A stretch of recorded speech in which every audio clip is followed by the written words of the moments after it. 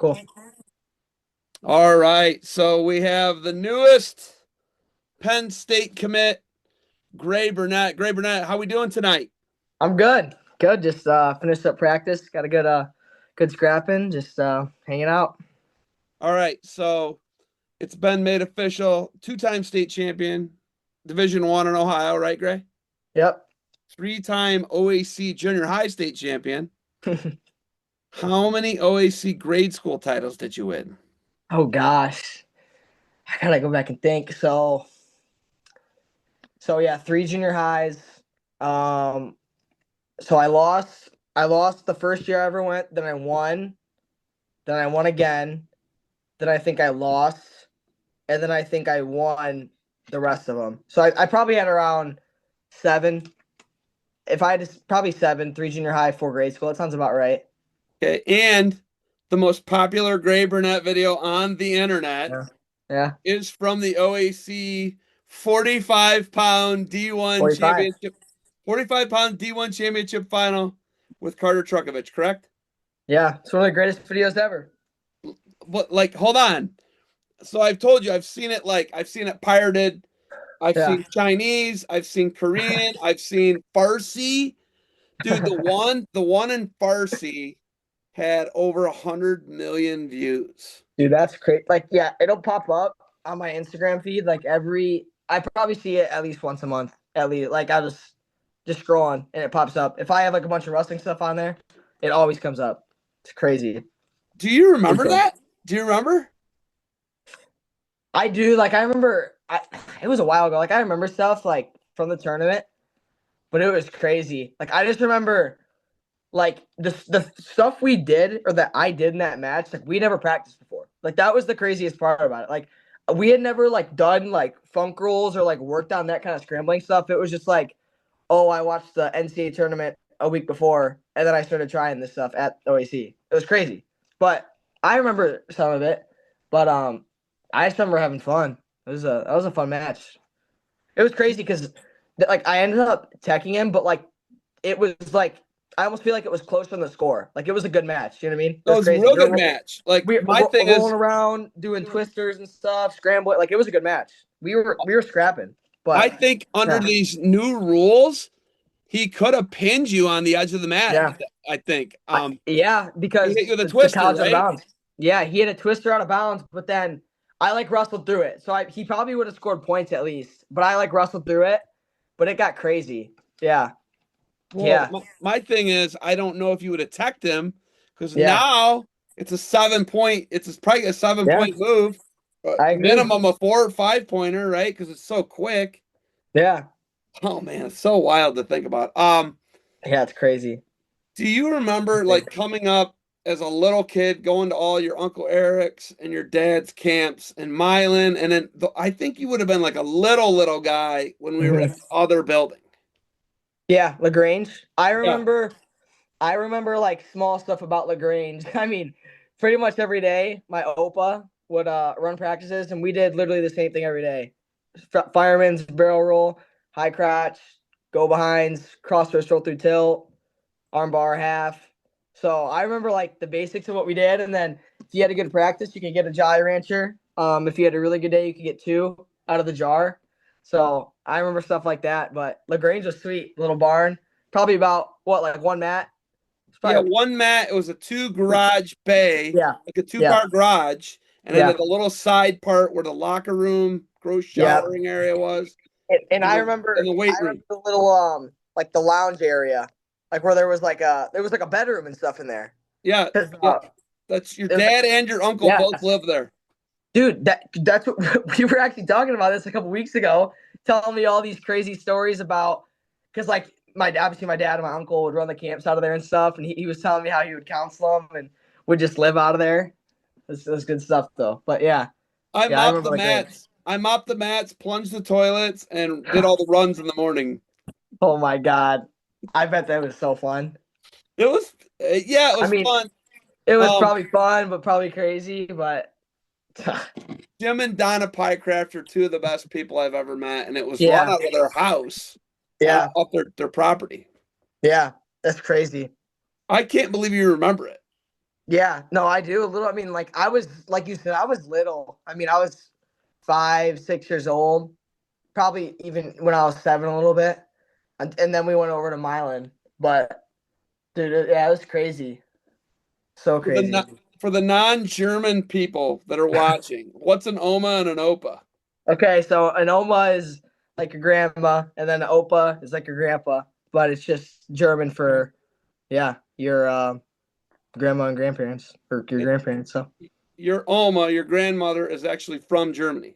yeah, so she don't like whatever. I might be a little wrong, but I think she moved to America when she was 16. So she's full German, moved to America, whatever, and she's been here ever since. So I think she's gone back a couple times, but she's got the whole thing. She can whatever speak it all.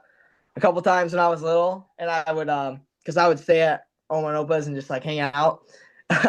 She would be calling like her family from Germany, and she would just yapping in German the whole time, and I'd be like, "Whoa, that's crazy." So Sprechen Sie she's got Deutsch? Sprechen Sie it. Yes, Deutsch? yes, yes, Sprechen Sie Deutsch, all of it, Oma? all of it. So And then, so she yeah, met your grandpa, Ron, yeah, and I think it was when she came over, like not long after she came over, and then they got yeah. married I think young, they got married pretty early. Yeah, yeah, and Uncle Eric is 10 years older than your dad, and your Aunt Jenny is yep, 9 years older than your dad, right? yep. That's correct. Yeah. Okay. So you talk about Jolly Ranchers and your grandpa, barrel rolls, firemen. I, that's it. Yeah. You got barrels, firemen's, snap down, go behinds. You got some high crotches. You got a roll through tilt. You got a arm bar, a half. You got a outside leg stand up, inside leg stand up, and that's about it. That's what we worked on every single day. How old? You're 5 when you did that? Yeah. So I would say, well, yeah. I mean, I started doing real practices like that when I was 5 years old, and then when I was six is when we started getting like more serious about it, like six, and then when I was seven, that's when we started really like getting into it. But when I was 5 years old, that's when I pretty much started doing like real practices and stuff. So I remember you had this big, huge head, and it was like huge this head. extra body. No, it didn't. Like it literally, it was like, ooh, it was crazy. Dude, the videos are funny. Like my headgear was always huge. I had to adjust it to where it could like fit my head. It was huge. But like my mom always says I've had the same size head since I was born. Same exact size. And she's probably right. Same diameter, same everything. So Ugh. it's crazy.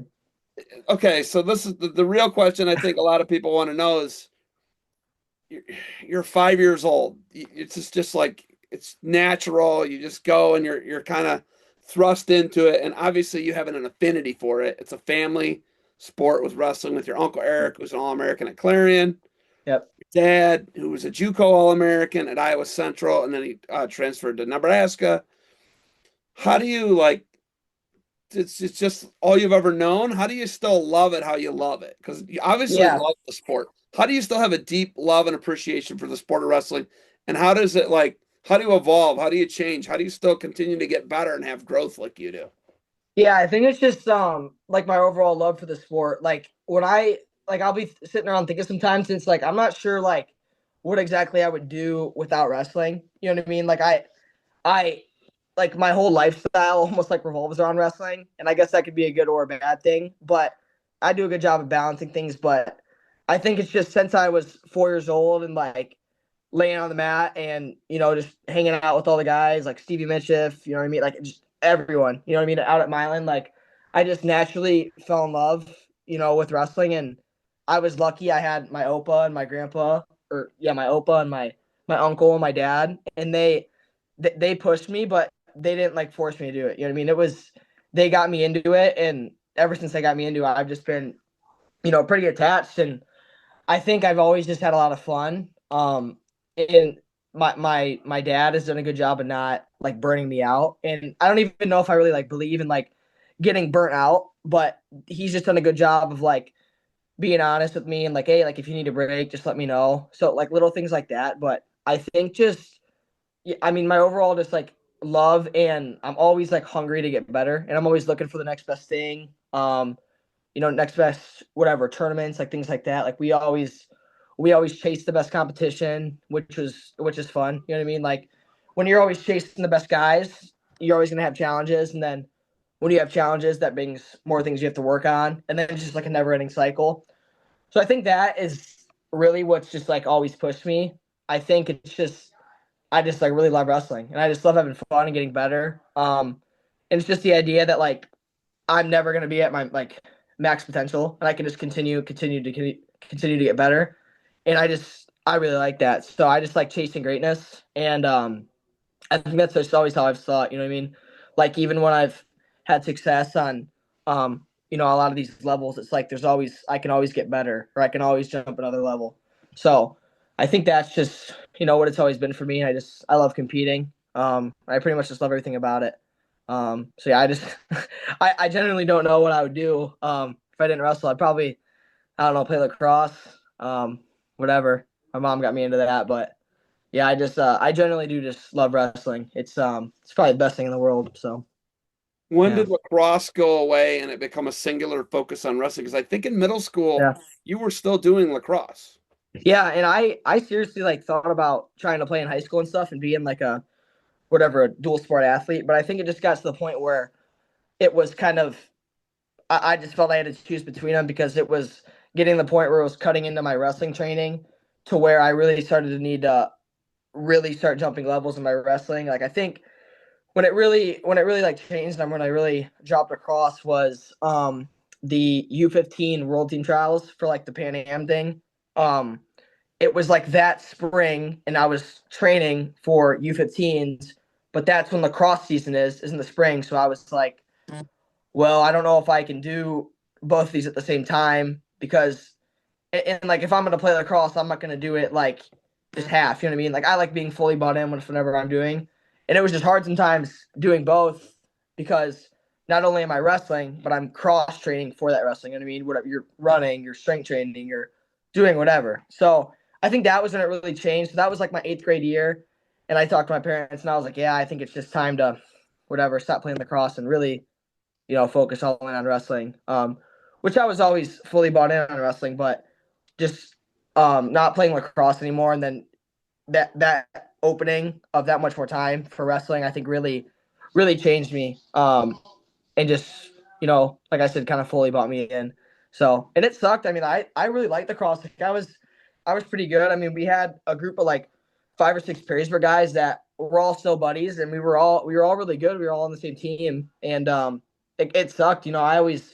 I still even get like kind of an urge to come back and play, but it's it's all good. But yeah, I would say so. I stopped playing lacrosse in 8th grade. So I started playing in 1st grade, played all the way up till 8th, and that's when I kind of had to stop. But I think it was the right choice. I think I could have done both sports in high school. I would have been a little small for lacrosse, but um, I think not playing that just opened up a whole other avenue for wrestling for me to continue to get better. So.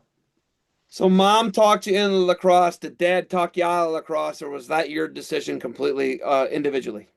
Yeah, no, I mean it was pretty much my decision. Like I had always me and my parents have really good communication with that stuff, so they were really good at suggesting things and like, hey, well, like we he did a good job. My dad, like we sat down, we wrote my goals out, and he was like, all right, like what's the plan to achieving these goals, right? So it was like, well, I like playing lacrosse, but it's like if it's gonna be in the way of the goals that I want to achieve in wrestling, it's like, is it the best and number one priority anymore? And that's where I was kind of like, yeah, it's probably time to stop playing. So he didn't force me, like they didn't force me at all. It was pretty much my decision, and I thought it was just the right one. You know what I mean? Like I said, I really like the cross, but in my heart, wrestling, like I said earlier, it's who I am. So I was like, it's gonna have to be wrestling. But it was pretty much entirely my decision. So they did a good job like supporting me through it though. Um, but yeah, What's the biggest thing for you? Like your mom was an All-American, a Division I All-American yeah, in field hockey and led her team to multiple Mid-American Conference titles. So your mom was she was a blue chipper, and yeah, then your mom had some things in the recruiting, kind of she didn't have I guess the same support as you have with your yeah, dad and your uncle and your mom and everybody's just all in on Gray. Not everybody was all in on Jody, I don't think. Yeah, She had to do some things on her own, I think, for right? sure. No, yeah. And it was tough for her. So she lands at Kent State. She's elite, obviously. But what do you think? How much your competitive spirit, your drive, your whether it's wrestling IQ, athletic IQ, kinesthesiology, kinesthetics, whatever, movement of the athletic Mhm. movements.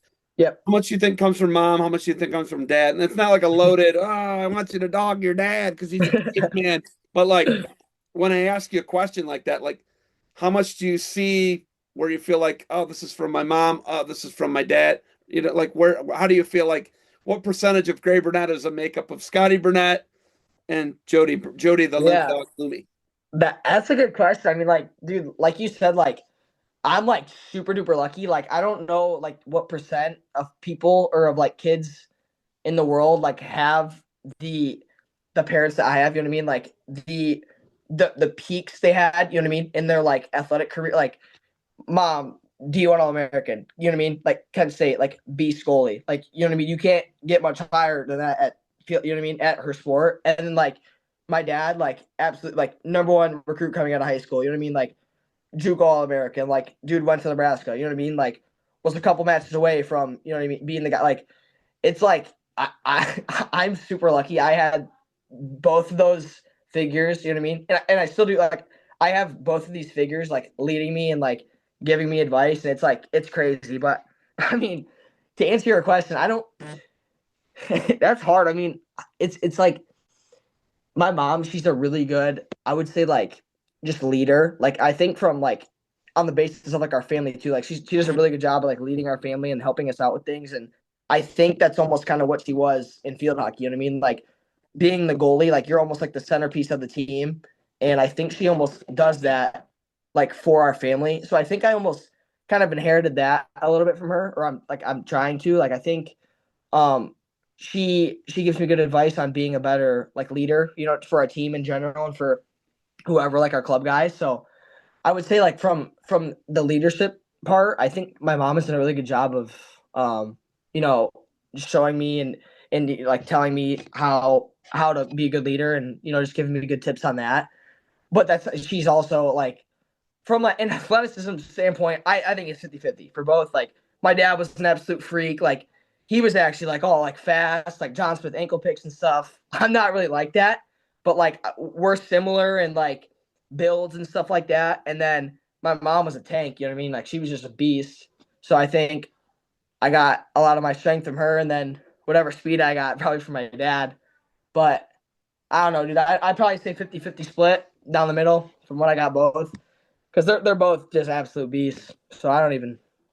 It's a hard question, but yeah, that's my answer. You put your mom and your dad over. We call that putting them over. That was like you gave them both a 50-50. So I Yeah, see I a mean, lot of your mom traits in you, but I think you have a whole nother gear that neither one of them had. Your scrambling ability is like yeah, incredible.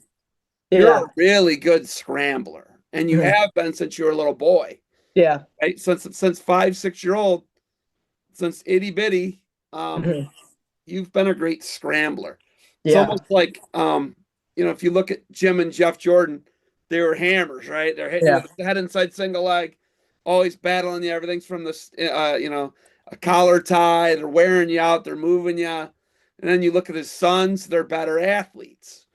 And I think that's by design that they're much better athletes than yeah, their uncles and their dad, right? I yeah, think that I see that a lot with the Burnett's because you have two cousins that wrestled for your uncle Eric. I feel like they were a lot better athletes than your uncle Eric, and you are a much better athlete. yeah, I think even Lena's a better athlete than your mom and dad were, right? yeah. She's a So, beast. but you have another gear with the scrambling. You're an excellent like a really good scrambler, like a Mhm, highly underrated scrambler, like leg yeah, attacks and getting in the funk rolls, and it's actually yeah, pretty impressive. yeah.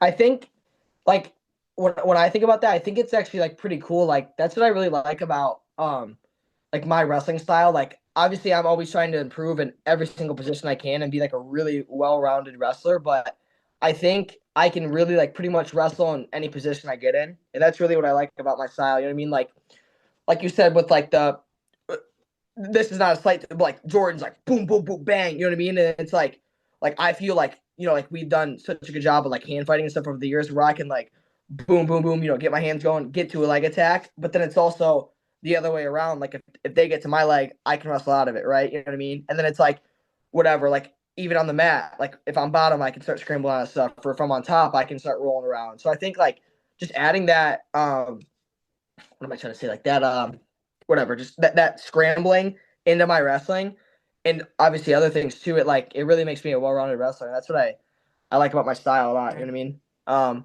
It's in It's your actually fun though. repertoire. Your repertoire is what we would call Yes, it, yes, right? that's the Your word I was looking for. toolbox, your repertoire. Yes, It's in yeah, the your arsenal. Yeah, it's in the whatever. arsenal. It's in the Yeah, rotation of what Gray can do. yeah, yeah, If you look at the Jordan system and you look at the Burnett system, the Jordan systems obviously most, and this is like original systems, like yeah, late 90s, early 2000s, both systems are kind of yeah, competing. Obviously, they took it to another level with their business model. Now they have yeah, the Rudis stuff is taken off. It's a yeah. part of, it's Super predicated from the successful. Yeah, Jordans, right? Have you noticed that most of your guys' stuff is predicated off of tricep ties? yep, Most of their stuff is original stuff is predicated off of collar. yep, yeah. Did you Collarbone. notice that? Yeah, no, I mean, and that's like in a lot of ways we're really similar to them, right? I mean, like we said, they are super successful. Like they're real organized. Sometimes we can struggle with that. But like from a wrestling standpoint, we're really similar from them, and I think I mean, we can ask my dad and uncle, but I think like we've learned from them and taken stuff from them, which is like really cool. But I think from a hand fight standpoint, like you said, like we're a lot based off of the tricep and the inside tie and getting our action hand going, like our whatever our other hand is. And they're more, collar, like boom, boom, boom, pull, posts, right? Like they obviously do inside tie and stuff like that. But I think just my uncle and my dad did such a good job of integrating the inside tie, and they had always whatever done that. So yeah, I don't know. I mean, I think both of us are super super good at hand fighting, like super high level. You know what I mean? I don't know. I don't know if there's really any other clubs, and this is from my heart, like in the country that are really better hand fighters than what I mean. Those two clubs, and that's like seriously, you know what I mean? Like I can't even think like obviously there's a load. I mean like Young Guns really good. You know what I mean? Like obviously whatever all the clubs, but like Burnett trained and Jordan trained have been so dominant in the hand fight for literally 25 years. How long? Like I Yeah, don't even. 25, I, 30 years. But then and it's like obviously the young guns, they're younger than yeah, your uncle yeah, and the Jordans. So yeah. And I mean, it's obviously good. they've had crazy success, but they're more like top, like Matt. Like obviously their dudes are really good on the feet, but like they pin dudes all the time. You know what I mean? They're really good on top. Yeah, But they're like hammers on top. Everybody yeah, knows that about PA. yeah, In 2 weeks yeah, yeah, you're gonna have to choose yeah, bottom yeah. and get off the bottom against a Right. Pennsylvania state champ, a prep national champ. You just know that that's coming. Yeah, It could be yeah, an Oklahoma state champ. It could be, I don't know, name a play, Illinois. You're gonna have to yeah. beat a really good kid from one Probably of the Matt. 4 or 5 places I just mentioned. A Yeah, prep, an Oklahoma, Illinois, yeah, PA, New York. New York's sending kids there now. So yeah, you're going to have to do that. But so when it comes down to it, I want to talk about the recruiting. yeah, Obviously, the biggest thing for you, Gray, is how you wrestled at the U17. Is it U17 still? yeah, yeah. U No, 17. U17 So World yeah, Championship. Because they changed it, FILA Cadets. There's all these yeah, different names, but now it's U17. In the U17s, you lost in the semifinals. It was 55 kilos, right? yeah, yeah, 55 kilos to Japan. yeah. Okay. Next day, you have to come back in the repechage and you have to wrestle twice, right? So no, so I had to wrestle just once. So I was Just for the bronze. already in the bronze. Yeah. So Okay. I just had to make weight and then wrestle. Yeah, Talk about how you're able to bounce back and win a really impressive match that had huge team implications against yeah, Iran. yeah. You guys had to do the impossible It's and win crazy. out. Yeah. Iran had to do the possible, which kind Oh, of impossible when you're how they are, and yeah, lose out, right? yeah. Crazy. How are you able to come back and win a tough bronze medal match against Iran? Yeah, I think it just comes back to my toughness and kind of like what we talked about earlier, just my love for the sport. And going back to like my toughness, like I was like in my head, I was like, I'm not gonna go back to America without a medal, right? Like I'm not going back without hardware. Like it took me 3 years to make this U17 team, and I'm not gonna, obviously my goal was to become a world champ, and when I lost, like I was super bummed out, and um, yeah, I was just bummed, like it sucked, but I still had wrestling to do, right? I still had a match to win, so after I was clear minded, I got my weight off, did that really well. Woke up the next morning, you know what I mean, whatever, weighed in, and just got my mind right. And I think a lot of it has to do with my dad too. He did a really good job of coaching me and just leading me through that tournament. Um, but I think it's just as simple as like my toughness. Like I was like, I'm not gonna go back to America without a medal and back to Perrysburg without a medal. You know what I mean? Like we're not leaving without hardware. And I was just like, I'm gonna. And then like you said, you bring in the team implications, which is like even like a cooler thing. You know what I mean? Like you're not just wrestling for yourself now; you're wrestling for your entire country. So it's like that's awesome. Like literally, when you look at like all of our medal matches from our team, like there was a bunch of head on head with Iran. Like it was crazy. Like I had one. Mills had one. Hodgins had one. Like there was a bunch, but Bassett had one. Like, but I think just taking all those things in consideration, I was just like, I'm not gonna lose this match, right? And I think over the years, like I've done a really good job of that. At any tournament, like if I drop a match in the quarters, I've done a really good job of resetting my mind and just getting back to work and refocusing. Go and get third or whatever, get the best you can get. So, that's always been our mindset. You know what I mean? It's like my dad's always preached. It's like whatever. Hey, you drop the match, next best thing automatically. You know what I mean? Next best thing. Hey, if you drop two matches and you can get fifth, you get fifth. You know what I mean? Next best thing. You wanna end odd, right? So you want to get first, third, fifth. You want to win your placement match. So that's just always how I've thought. You know what I mean? I've never shied away from you know being in a tough situation like that. So I think it just boiled down to my toughness and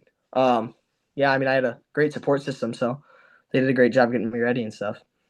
You got to do a little vacation, and then Yeah. immediately when you come home, the phone is starting to ring, and you're able to narrow it down into the funnel, and you come Yep. up with three programs, three blue blood mega programs. They got the budgets, they've got the alumni to prove it, they got the coaching staffs. Two of the three have won national titles in the last, obviously Ohio State won it in 2015. Penn Mhm. State's won 12 of the last 15, Yeah. I believe. They're on a historic Yeah. run. And then the Huskers were runner up to the Nittany Lions last year. How are you able to get it down from Nebraska, Ohio State, finally, Yeah. Penn State's the choice? What was the consideration with what put ahead Penn State? I think what I just said obviously alludes to their track record. Yeah. They're in the middle of like a dynasty, Patriots, Chicago Bulls Yeah. 90s, um, Yeah. UCLA basketball, Alabama football type run, and I think that you have to acknowledge that if you're a wrestling fan, you know Yeah. that if you know the sport of Division One college wrestling, you know that Coach Cale Sanderson, the Yeah, for Sanderson sure. brothers, and Coach Cunningham are just in the middle of an epic dynasty run where they've had half the NCAA champs multiple times. They broke the Yeah. scoring record. Why not Nebraska? Why not Ohio State? Why Penn? Yeah. I mean, I think, um, I kind of talked about with the U17 stuff, like and we talked about it earlier, like my support system through this whole thing was like, you can't get any better, right? Like, I mean, my dad, my mom, they did such a good job of like helping me through, not forcing me to anything, like understanding, like, hey, this is your choice. We're just gonna help you. You know what I mean? Like, help guide you, whatever, like whatever you need. So I think they really helped me, like just with finding my priorities and what I think is important for me, like when I go off to college. And I mean, like literally, we had this paper and we wrote down like it was like 10 or 11 things, right? Just like different categories of things that are important to me, right? And then we just talked about like all the places, you know what I mean? About those categories and like just small things like that, like it just puts it into uh perspective, right? Like it's like, all right, like this is what we feel about these places. You know what I mean? Like I got to go out and check out, right, all three of those places that I was really considering.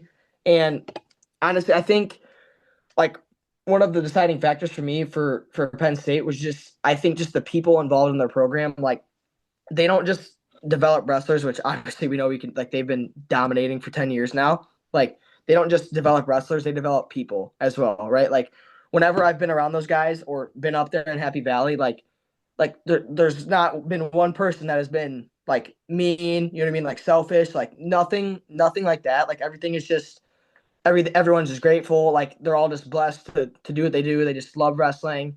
You know what I mean? There's no like shenanigans going on. Like they just love doing what they do, wrestling, going to school, spending time with each other, right? And I think that was one of my biggest factors, like going into this, like where I go, like I want to make sure I'm surrounding myself with the people that are like minded as me, right? And like we talked about my love for wrestling earlier. Like I literally just really love to wrestle and like everything else in my life like doesn't revolve around that, but is like part of it, right? Like it's all like it all is affected by wrestling, right? So like that's where I really felt Penn State was the right fit for me was just the people that are there, and I feel that I fit in with them really well, right? And that's just the coaches, the administrations, the wrestlers, right? Like just everything. Like when I've been around them, I feel like I fit in with those guys. I have fun with them, but um, and I mean, like for the other two places, like it was, like you said, I was really lucky. Like those are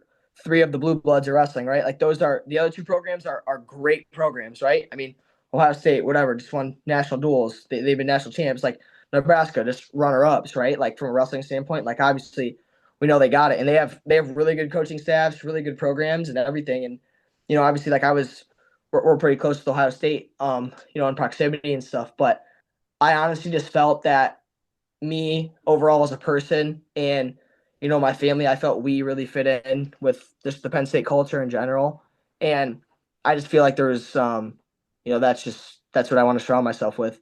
So and there was other factors, but that's really what it came down to for me. I just feel the people there are just good people. When you look at it, your dad has relationships, obviously deep relationships with Brian Snyder, right? Yep. Mark Manning coached him, right? So Yeah. there's that, right? Yeah. Then you look at your relationships with obviously Coach Jay Jaggers grew up watching your dad. So there's Yeah. that relationship. And then obviously your Opa coached Logan Stieber. So the Yeah. ties between the two are so deep. You Yeah. don't have super deep ties with Penn State. You do have Yeah. Marcus Blaze there, Yeah. right? You got Marcus Blaze there, which Blazer's the guy. That's your guy. He's the greatest high Yeah. school wrestler perhaps in the history. I just named two of the Yeah. other ones in obviously Yeah. Stever and Jaggers in Ohio, No, but yeah, I mean, obviously the Mark is a Marcus goat. Blaze factor had to be. Tell us, was the Marcus Blaze factor a big part of it? Would you say? Yeah. I mean, so, I'd be lying if I say it wasn't, right? So I don't think it was like the biggest thing ever. You know what I mean? Like, obviously, Marky's been probably like my best friend for a while now, but that wasn't like a deciding factor for me. But like I said, I'd be lying if it wasn't a factor. Like, I'm pretty close to that guy, and I've spent a lot of time with him. So, and I know him as a person and obviously as a wrestler. Like, obviously if this guy's going there, I feel like it would be a good fit for me too, right? So, from that standpoint, like I had communicated with Marky a little bit, you know what I mean? Like nothing weird, just good conversations, just talking in general, and he helped me, guide me through it as well. Like I said, like that's just another part of my support system that, he did a great job, just like helping me find my priorities and stuff. But I do think it was a little bit of a factor, but it wasn't like oh, just because Marky's going here, that means I'm gonna go there, right? Like I took my time, I sorted through, my priorities, what I value. And yeah, but like I said, I'd be whatever, lying if I didn't say, he had a um factor. But he's the man. He's a beast. Like you said, he's the GOAT, Ohio wrestling GOAT. I don't even think it's But close. ever since you were a bobblehead, Oh, that's Stipe, by the way. That's Stipe. Ever that's since you sweet. were a bobblehead, right? You've been looking up to Logan Stieber, and you Yeah, have the relationship between the Burnetts and the Stiebers for runs sure. pretty deep.